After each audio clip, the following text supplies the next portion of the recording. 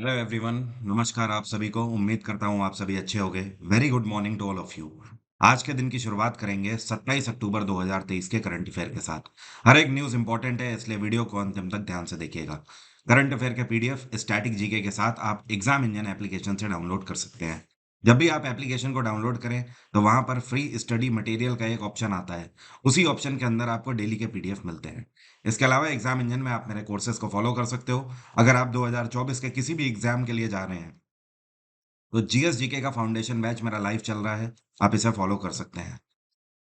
अब शुरू करेंगे आज का वीडियो, लेकिन पहले बात करते हैं कल के क्वेश्चन की। कल मैंने एक क्वेश्चन आपसे ये पूछा था कि एक मिलिट्री एक्सरसाइज है जिसका नाम है मित्र शक्ति। तो ये जो मित्र शक्ति नाम की मिलिट्री एक्सरसाइज है, ये कौन से दो देशों की आर्मी के बीच होती है? तो ये इंडियन आर्मी कंडक्ट करती है हर वर्ष श्रीलंकन आर्मी के साथ। तो इसका सही आंसर है भारत और श्रीलंका। आप में से वो सारे चीते जिन्होंने सही आंसर किया है, आप सभी को धन्यवाद। और जिन लोगों को नहीं पता था, आप लोग अब से ध्यान रखिएगा। मिलिट्री एक्सरसाइज में इस तरीके के क्वेश्चन हर वर्ष पूछे जाते हैं कि कोई भी मिलिट्री एक्सरसाइज का आपको नाम दे देगा और पूछेगा कौन से दो देशों के बीच में अभ्यास होता है। कुछ और बता देता हूं जैसे कि आपको ध्यान रखना है। एक मिलिट्री एक्सरसाइज है जिसको बोलते हैं अजय वॉरियर। क्या बोलते हैं? अजय वॉरियर। ये हर साल होती है भारत और ब्रिटेन के बीच में। ठीक है। एक अभ्यास है जिसका नाम है युद्ध अभ्यास। ठीक है। ये होता है भारत और अमेरिका के बीच में। एक एक्सरसाइज है, इसको बोलते हैं वज्र प्रहार। ठीक है। ये भी भारत और अमेरिका के बीच में होता है। तो युद्ध अभ्यास और वज्र प्रहार ये दोनों अमेरिका के साथ होती हैं। एक मिलिट्री एक्सरसाइज है, इसको बोलते हैं हैंड इन हैंड्स। ये भारत और चाइना के बीच में होने वाली एक्सरसाइज है। और भारत और रशिया के बीच में जो आर्मी एक्सरसाइज है उसको क्या बोलते हैं? इसको बोलते हैं वोस्तोक। क्या बोलते हैं? वोस्तोक। और इसी तरीके से एक और आपको ध्यान रखनी है। एक एयर एक्सरसाइज है, इसको बोलते हैं कोप एक्सरसाइज। तो ये भी अमेरिका के साथ ही होती है, कोप। तो ऐसी कई सारी मिलिट्री एक्सरसाइजेज हैं, मैंने यूट्यूब पर ऑलरेडी वीडियो भी डाला हुआ है, तो आप उसे ज़रूर देख लीजिएगा। स्टैटिक जीके की मैगजीन अगर आपने एग्जाम इंजन से नहीं ली है तो आप उसे ले सकते हैं। उसके अंदर भी सारी मैंने डिस्क्राइब करी हुई हैं डिटेल में। शुरू करते हैं आज के करंट अफेयर। और भारत का पहला all India women police station, जिसको अभी हाल ही में 50 साल पूरे हो गए हैं। क्या आप बता सकते हो भारत का पहला ऑल वुमेन पुलिस स्टेशन कहाँ पर स्थापित किया गया था? तो ये स्थापित किया गया था केरल के अंदर। और केरल में कहाँ पर? तो इस जगह का नाम है कोझिकोडे। क्या नाम है? कोझिकोडे। नाम तो आपने सुना ही होगा, कोझिकोडे काफी फेमस डिस्ट्रिक्ट है केरल का। एक्चुअली है क्या कि 23 अक्टूबर 1973 में जब इंदिरा गांधी प्रधानमंत्री थी भारत की, तब इनके द्वारा इस पुलिस स्टेशन का शुभारंभ किया गया था। और उस टाइम पर इस पुलिस स्टेशन की जो सब इंस्पेक्टर थी, जो आपको यहाँ पर पिक्चर में दिख रही हैं, माफी चाहता हूँ, ये नहीं है, ये तो हेड कांस्टेबल है, ये है। ठीक है। बैच से ही आपको पता लग जाता है। और इनका नाम है एम पद्मिनी अम्मा। क्या नाम है? यहाँ पर मैं लिख देता हूँ, एम पद्मिनी अम्मा। ठीक है। इनको इंदिरा गांधी के द्वारा एक पेन गिफ्ट किया गया था। और इसी पेन से इन्होंने जो पुलिस स्टेशन का पहला रजिस्टर था उसमें हस्ताक्षर किए थे। तो ये अपने आप में काफी गौरवान्वित करने वाली बात थी, क्योंकि दुनिया में जहां पर आज की डेट में ऐसे देश हैं जहां पर एक भी महिला पुलिस स्टेशन नहीं है जो कि पूरे तरीके से महिलाओं के द्वारा संचालित किया जाता है। भारत में एक नहीं, कई सारे ऐसे पुलिस स्टेशन हैं जो कि ऑल वुमेन पुलिस स्टेशन है। केरल में इस टाइम पे मुख्यमंत्री हैं पिनाराई विजयन। और यहाँ पे गवर्नर हैं आरिफ मोहम्मद खान। केरल के दो क्लासिकल डांस हैं, आपको ध्यान रखने हैं। कौन कौन से? एक तो है कथकली, यहाँ का क्लासिकल डांस। और एक है आपका मोहिनी अट्टम। मोहिनी अट्टम। भरतनाट्यम कहाँ का है? भरतनाट्यम है तमिलनाडु का। ठीक है। और आंध्र प्रदेश का कौन सा है? कुचिपुड़ी बोलते हैं इसे, कुचिपुड़ी। ये कौन से क्रिकेटर हैं जिनको अभी इंडिया वुमेन्स क्रिकेट टीम के हेड कोच के रूप में अपॉइंट किया गया है? मतलब भारत की जो नेशनल क्रिकेट टीम है महिलाओं की, उनके अब ये हेड कोच होंगे। तो जो आपको पिक्चर में दिखाई दे रहे हैं, इनका नाम है अमोल मजूमदार। और ये नेशनल क्रिकेट खेले हैं, इंटरनेशनल फॉर्मेट में नहीं खेले हैं। बेसिकली ये मुंबई से बिलोंग करने वाले बैटर थे। ठीक है। और इनका जो करियर रहा है क्रिकेट में, ये 21 साल का करियर रहा है। और 21 साल के करियर में इन्होंने 11,000 रन्स बनाए हैं। कितने? 11,000 runs in first class cricket. 171 matches इन्होंने खेले हुए हैं। और इसमें से अगर बात करें तो जो ये इनके 100 मैचेस हैं, ये लिस्ट ए के गेम है और 14 इन्होंने टी20 मैचेस खेले हुए हैं। तो इनका कार्यकाल काफ़ी अच्छा रहा है, बट हाँ, इन्हें इंटरनेशनल क्रिकेट में मौका नहीं मिला। तो अब अमोल मजूमदार होंगे भारतीय महिला क्रिकेट टीम के हेड कोच। राष्ट्रीय स्तर पर सरस आजीविका मेला 2023 की शुरुआत कौन से राज्य में हुई है? तो इसकी शुरुआत इस बार हुई है हरियाणा में, और हरियाणा में गुरुग्राम में इसकी शुरुआत हुई है। और कल के दिन ही ये मेला शुरू हुआ है 26 अक्टूबर से। ये चलेगा 11 नवंबर तक, और हर दिन ये मेला सुबह 11 बजे से लेकर रात में 9:30 बजे तक लगेगा गुरुग्राम में। अब सवाल उठता है कि सरस आजीविका मेले का उद्देश्य क्या है? देखिए, पूरे भारत भर में छोटे और लघु उद्योग करने वाले जो लोग हैं, वो यहाँ पर हिस्सा लेंगे। एक तरीके से ऑन एन एवरेज अगर बात करें, तो पूरे भारत भर के 28 राज्यों और यूटीज़ से 800 से ज़्यादा महिलाओं के सेल्फ हेल्प ग्रुप्स यहाँ पर हिस्सा लेंगे। ओके? तो ऐसी महिलाएँ जो कि अपना छोटा और लघु उद्योग का जिन्होंने अभी शुरुआत करी है, संचालन किया है, वो यहाँ पर अपने स्टॉल लगाएँगी। और इस मेले में केवल भारत ही नहीं, दुनिया भर से कई सारे बिजनेस पर्सन्स को बुलाया गया है। वो सारे बिजनेसमैन यहाँ पर आएँगे और मेले में देखेंगे कि अगर कोई भी सामान उन्हें पसंद आ रहा है, जैसे कि हैंडीक्राफ्ट्स के आइटम होंगे यहाँ पर, नेचुरल फूड आइटम्स होंगे, हैंडलूम के आइटम होंगे, ठीक है? डेकोर आइटम होंगे, साजो-सज्जा के सामान घरों में, ठीक है? तो अगर जैसे मान लीजिए आप व्यापारी हो बर्तनों के, आपको आपने यहाँ पर मेले में हिस्सा लिया और कोई भी बर्तन आपको पसंद आ गए कि आप इन बर्तनों को बेचना चाहते हो, आपको लगता है आप इन्हें बहुत अच्छे मार्जिन से बेचोगे, आपको मुनाफा होगा, तो आप जाहिर सी बात है आप यहाँ पर इनको कॉन्टैक्ट दे दोगे, ठीक है? तो आपसे इनका कॉन्ट्रैक्ट हो जाएगा, तो डायरेक्टली देखो इन्हें भी एक डीलर मिल गया और आपको भी अपना एक बैक डीलर मिल गया। तो अल्टीमेटली छोटे और लघु उद्योग करने वालों के लिए ये एक तरीके का ऐसा मंच है कि वो दुनिया भर में अपने प्रोडक्ट्स को लॉन्च कर पाएँगे यहाँ से। हरियाणा में मुख्यमंत्री हैं मनोहर लाल खट्टर, यहाँ पे गवर्नर हैं बंडारू दत्तात्रेय। राजस्थान में अशोक गहलोत की सरकार है, कांग्रेस की सरकार है। गुजरात में बीजेपी सरकार है, यहाँ के मुख्यमंत्री हैं भूपेंद्र पटेल। और पंजाब में आम आदमी पार्टी की सरकार है, यहाँ के मुख्यमंत्री हैं भगवंत मान। अभी हाल ही में श्रीलंका सरकार के द्वारा ये कितने ऐसे देश हैं जिनको वीजा मुक्त प्रवेश की मंजूरी दे दी गई है, मतलब इन देशों के नागरिकों को वीजा फ्री एंट्री दे दी गई है। तो श्रीलंकन सरकार ने फैसला लिया है कि ये 7 देशों को वीजा फ्री एंट्री देंगे। ये 7 देश कौन कौन से हैं? एक तो हो गया भारत, ठीक है? दूसरा देश है चाइना। तीसरा हो गया मलेशिया, ठीक है? मलेशिया के अलावा रशिया हो गया, और इन्होंने जापान को भी वीजा फ्री एंट्री दी है। थाईलैंड को भी दी है वीज़ा फ्री एंट्री, और थाईलैंड के अलावा एक हो गया इंडोनेशिया। तो टोटल ये कितने हो गए? 1, 2, 3, 4, 5, 6, 7। जी हाँ, ये वो 7 देश हैं जिनके नागरिकों के लिए कंप्लीटली वीज़ा फ्री एंट्री है। अब जैसे मान लीजिए हम भारत से हैं ऑब्वियसली, ठीक है? और हम मान लीजिए जाना चाहते हैं श्रीलंका घूमने के लिए। तो अब हमें श्रीलंका के लिए वीज़ा लेने की ज़रूरत नहीं है। आप सीधे अपना पासपोर्ट के बेसिस पर टिकट कराइए और टिकट करा के श्रीलंका में पहुँच जाइए, और वहाँ पर आपके अराइवल पर ही वीज़ा बना दिया जाएगा फ्री ऑफ कॉस्ट। बात आ गई समझ? तो इसे वीज़ा ऑन अराइवल भी बोला जाता है। लेकिन जैसे कि और दूसरे देश हैं, आपको अमेरिका जाना है, तो अमेरिका के लिए पहले आपको यहीं पर भारत में रह के पहले वीज़ा के लिए अप्लाई करना पड़ेगा। आपका इंटरव्यू होगा, उसके बाद आपको वीज़ा मिलेगा, ठीक है? बट यहाँ पर आप डायरेक्टली अब जा पाएँगे। ऐसा श्रीलंकन गवर्नमेंट ने इसलिए किया है क्योंकि ऑब्वियस सी बात है, श्रीलंका के अंदर पहले से ही इकोनॉमिक प्लेटफॉर्म पे बहुत उथल-पुथल चल रही है। श्रीलंका में अभी कुछ टाइम पहले, 2 साल पहले इकोनॉमिक क्राइसिस भी बहुत तगड़े से आई थी। अब जैसे-तैसे ये सर्वाइव कर रहे हैं, और इन सारी उथल-पुथल के बीच में ये टूरिज्म से अब पैसा कमाना चाहते हैं। तो ऑब्वियस सी बात है, ये एक अच्छी पहल है।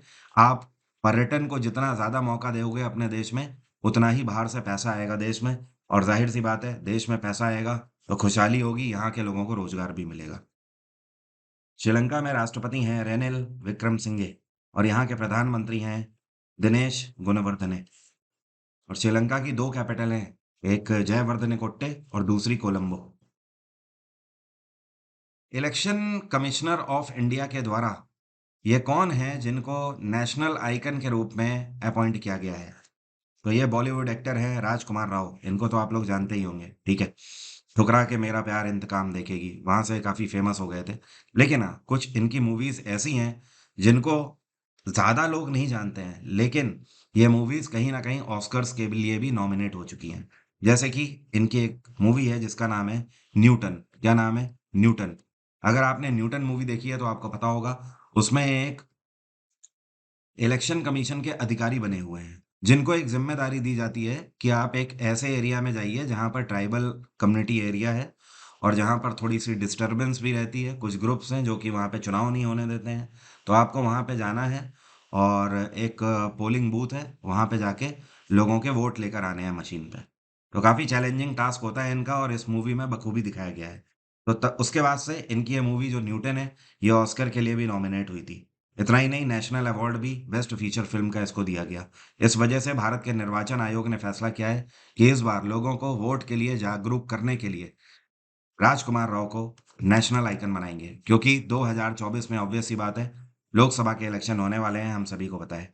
इस टाइम पर chief election commissioner Rajiv Kumar हैं और अभी इनका नाम नामांकित हुआ है। राजीव कुमार अगले सप्ताह में इनको खुद अपॉइंट करेंगे अपने सिग्नेचर से।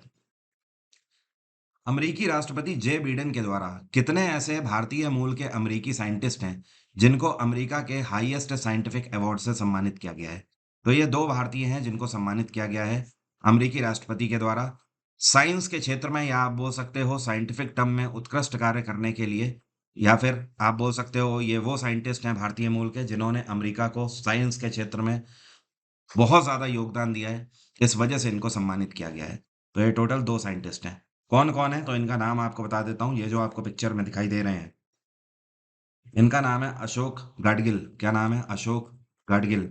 और ये जो आपको पिक्चर में दिखाई दे रहे हैं, इनका नाम है सुब्रा सुरेश।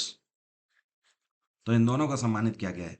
जो गाडगिल जी हैं, इन्होंने इंजीनियरिंग और मटेरियल साइंस के क्षेत्र में उत्कृष्ट कार्य किया है। और जो सुब्रा सुरेश हैं, इन्होंने इलेक्ट्रिक लाइटनिंग को और ज़्यादा अफोर्डेबल बना दिया है, जिसकी वजह से ये सम्मानित किए गए हैं। अभी हाल ही में 67वां धर्म चक्र प्रवर्तन दिवस मनाया गया भारत के कौन से शहर में? तो ये दिवस मनाया गया नागपुर में। और वैसे भी ये दिवस हर साल नागपुर में ही मनाया जाता है। आपको पता है धर्म चक्र प्रवर्तन दिवस क्यों मनाया जाता है? ये वो दिन है जिस दिन अक्टूबर के महीने में 1956 के साल में डॉक्टर बी आर अंबेडकर ने बौद्ध धर्म को अपनाया था। ठीक है? और 1956 में ही 6 दिसंबर के दिन इनकी मृत्यु भी हुई थी। ठीक है? तो एक तरीके से आप बोल सकते हो कि बी आर अम्बेडकर के निधन के करीब 2 महीने पहले ही इन्होंने बौद्ध धर्म को यहाँ से अपनाया था, नागपुर से। इस वजह से इस दिवस को धम्म चक्र प्रवर्तन दिवस के रूप में मनाया जाता है। और इस बार ये जो दिवस मनाया गया, यहाँ पर श्रीलंका में रहने वाले एक बौद्ध साधु हैं, जिनका नाम है भिक्षु धम्म रत्न थेरो। यहाँ पर मैं लिख देता हूँ, इनका नाम क्या है? धम्म रत्न थेरो। इनको चीफ गेस्ट के रूप में बुलाया गया था यहाँ। ये कौन सा भारतीय इंस्टीट्यूट है जिसके 5 ऐसे टीचर हैं जिनको अभी दुनिया भर के टॉप 2% साइंटिस्ट में फीचर किया गया है? मतलब कहने का एक आंकड़े जारी किए गए हैं एक यूनिवर्सिटी के द्वारा, जिसको आप स्टैनफोर्ड यूनिवर्सिटी के नाम से जानते हो। दुनिया में सबसे प्रख्यात यूनिवर्सिटीज में से एक है स्टैनफोर्ड यूनिवर्सिटी, अमेरिकी यूनिवर्सिटी है। तो स्टैनफोर्ड ने अपना एक डेटा जारी किया है। उस डेटा में यह बताया गया है कि दुनिया के टॉप 2% जो साइंटिस्ट हैं, उसमें से सबसे ज्यादा कौन से इंस्टीट्यूट से हैं? तो ये हैं आईआईटी पलक्कड़ से। ये टोटल 5 साइंटिस्ट हैं जिनको यहाँ पर फीचर किया गया है। प्रोफेसर ए शेषाद्री शेखर हैं, प्रोफेसर जगदीश बेरी हैं, प्रोफेसर योगेंद्र गौर कोटागिरी हैं, ये है डॉक्टर अब्दुल राशिद और डॉक्टर एम सबरी मलाई मानिकंदम। तो ये 5 वो लोग हैं जो कि टॉप 2% साइंटिस्ट में हैं पूरे दुनिया भर के, जो कि सिर्फ एक ही इंस्टीट्यूट से आते हैं। अभी हाल ही में एक रिसेंट डेटा के आधार पर यह पता लगा है कि ओईसीडी नेशंस में, देखिए ओईसीडी का फुल फॉर्म क्या है? इसको बोलते हैं organisation for economic cooperation and development. OECD की स्थापना 1961 में करी गई थी। इसका हेडक्वार्टर है पेरिस। ठीक है? तो दुनिया भर में जो ओईसीडी के नेशंस हैं, इसमें ये कौन से मूल के लोग हैं जो कि अभी हाल ही में सबसे ज्यादा तौर पर शामिल हुए हैं, जिनको सबसे ज्यादा तौर पर नागरिकता मिली है ओईसीडी के देशों में? तो ये है भारतीय। पिछले सत्र में अगर बात करी जाए 2021 से लेकर 22 तक के सत्र में, तो दुनिया भर से 4,07,000, ठीक है, 4,07,000 भारतीय हैं जो कि मूव किए हैं ओईसीडी कंट्रीज में, और जिनमें से 1,33,000 ऐसे हैं जिनको नागरिकता मिली है, जो कि पूरे दुनिया में सबसे ज्यादा है। तो ऑब्वियस सी बात है, भारतीय चारों तरफ अपना करिश्मा दिखा रहे हैं। ओईसीडी देशों में होने का मतलब ये है कि ये दुनिया भर के सबसे हाई इनकम वाले लोग हैं, और very high ranking also in human development index इनकी है। दूसरे नंबर पे चाइना है और तीसरे नंबर पे रोमानिया है। अभी हाल ही में स्लोवाकिया के नए प्रधानमंत्री कौन बने हैं? तो स्लोवाकिया में लोगों ने चुना है इस बार रॉबर्ट फिको को। रॉबर्ट फिको अब प्रधानमंत्री बनने जा रहे हैं स्लोवाकिया के। इनको शपथ दिलाएंगे स्लोवाकिया के राष्ट्रपति, जिनका नाम है जुजाना कापुतोवा। ये इस टाइम पर राष्ट्रपति हैं स्लोवाकिया के। स्लोवाकिया की कैपिटल क्या है? इसको बोलते हैं ब्रतिस्लावा। क्या बोलते हैं? ब्रतिस्लावा। और ये एक यूरोपियन कंट्री है स्लोवाकिया। आपको पता है यूरोप पूरे दुनिया भर में एक ऐसा कॉन्टिनेंट है जो कि कब सबसे कम क्षेत्रफल में सबसे ज्यादा देशों को कंटेन करता है। मतलब क्षेत्रफल के आधार पर यूरोप काफी छोटा है। उस एवरेज में यूरोप में सबसे ज्यादा देश हैं। कितने देश हैं यूरोप में? 46 देश हैं, 46 कंट्रीज। अभी हाल ही में किसके द्वारा एनईसीएल का एनसीईएल का लोगो, वेबसाइट और ब्रोशर, ये तीनों चीजें लॉन्च करी गई हैं। एनसीईएल जिसको बोलते हैं national cooperative and export limited, ये एक ऐसा संस्थान है जो कि भारत भर के छोटे और लघु लघु उद्योग करने वाले जो लोग होते हैं उनको मदद करता है उनका सामान एक्सपोर्ट करने में। जैसे कि मान लीजिए आपने एक छोटा व्यापार अपना शुरू किया, आप क्रिकेट के बैट बनाते हो और आप चाहते हो आपके बैट एक्सपोर्ट हो दुनिया भर में। तो एनईसीएल के अंतर्गत आप अपने आप को रजिस्टर कराइए, भारत सरकार की तरफ से आपको सब्सिडी वगैरह मिलेगी, और सरकार आपको एक अलग डिजिटल प्लेटफॉर्म देगी जिसके तहत आप अपने जो प्रोडक्ट्स हैं उनको आप दुनिया भर में रिप्रेजेंट कर सकते हो। तो इसका लोगो, वेबसाइट और ब्रोशर गृह मंत्री अमित शाह के द्वारा अभी हाल ही में लॉन्च किया गया है। ये कौन सा देश है जो कि यूनाइटेड नेशंस फोरम, जो कि फॉरेस्ट के ऊपर इस बार होने जा रही है, इसको होस्ट करने वाला है? और इस बार जो United nation forum on forest होने जा रहा है, इसका मेन मकसद ये है कि लगातार जो वन हैं वो घटते चले जा रहे हैं, और इतना ही नहीं, वनों में जो आग लग रही है वो अपने आप में एक और चिंता का विषय है, जिसके लिए इस बार ये फोरम होने जा रहा है, और ये भारत होस्ट करेगा इसको। ठीक है। अच्छा, भारत कौन सा संस्करण इसका होस्ट करने जा रहा है? तो आपको ध्यान रखना है, भारत होस्ट कर रहा है इसका 18वां संस्करण, 18th। इसकी शुरुआत 26 अक्टूबर से हो चुकी है, मतलब कल से, और ये 3 दिवसीय 28 अक्टूबर तक चलेगा। कहाँ पर हो रहा है? इस बार ये देहरादून में हो रहा है। अब देखिए, इसमें दुनिया भर के 70 से अधिक देशों के लोग यहाँ पर आ रहे हैं, ठीक है, करीब करीब। तो जो भी यहाँ पर डिस्कशन होगा, जो भी निष्कर्ष निकलेगा, वो अगले साल 2024 में मई के महीने में यूनाइटेड नेशंस का जो हेडक्वार्टर है न्यूयॉर्क, वहां पर जो फोरम होगा वहां पर यही चीजें डिस्कस करी जाएंगी। तो ये अपने आप में भारत में होने वाला जो United nation forum on forest है, ये बहुत ही क्रूशियल है, क्योंकि यहाँ पर जो डिसीजन लिए जाएंगे वही सारे आगे चल के अगले साल 2024 में न्यूयॉर्क में डिस्कस होंगे फर्दर। अब मेरा आज का सवाल आपसे है, आप में से कितने लोग बता सकते हैं ये जो आईसीसी क्रिकेट वर्ल्ड कप 2023 चल रहा है, इसके ग्लोबल एम्बेसडर कौन अपॉइंट किए गए हैं? एमएस धोनी, गौतम गंभीर, सचिन तेंदुलकर या कपिल देव? कमेंट बॉक्स में लिखकर बताइए।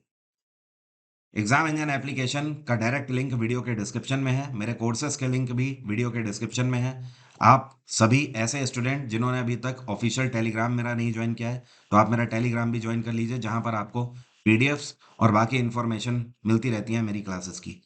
टेलीग्राम आप लोग ज़रूर ज्वाइन करें, क्योंकि कल को अगर कोई भी नई मैं क्लास या सीरीज़ लॉन्च करता हूँ, तो वहाँ पर ही मैं नोटिफाई कर देता हूँ। जैसे कि कल के दिन स्टूडेंट परेशान हो गए जब मैंने ल्यूसेंट सीरीज़ की 5वीं क्लास यूट्यूब पर ली, तो वो मैंने दिन में ही ले ली। कई सारे स्टूडेंट्स को पता ही नहीं लगा। क्यों? क्योंकि आप टेलीग्राम पे नहीं हैं। और बाकी आप ज्योग्राफी का ये बैच ज्वाइन कर सकते हैं, जो कि 29 तारीख से स्टार्ट कर रहा हूँ मैं। ये एक तरीके का क्रैश कोर्स है आने वाले किसी भी एग्जाम के लिए। इसके बाद ज्योग्राफी में इसके अलावा आपको टेंशन लेने की ज़रूरत नहीं है, कुछ भी आपका नहीं बचेगा। 2024 के किसी भी एग्जाम के लिए आप ये फाउंडेशन बैच अवेल कर सकते हैं, जिसमें history, polity, geography, science, economics, मैं सब कुछ आपका कवर कर रहा हूँ। आप रिकॉर्डेड लेना चाहें तो रिकॉर्डेड भी अवेल कर सकते हैं। साथ में आने वाले दिल्ली पुलिस एग्जाम के लिए दो ऑप्शन है आपके पास, आप कंप्लीट बैच लेना चाहें तो वो भी, या फिर सिर्फ जीएस जीके और कंप्यूटर लेना चाहें तो वो भी आप अवेल कर सकते हैं। आज की बात यहीं तक रहेगी। Thank you so much. Have a nice day. Take care. Bye bye. आपका दिन मंगलमय हो।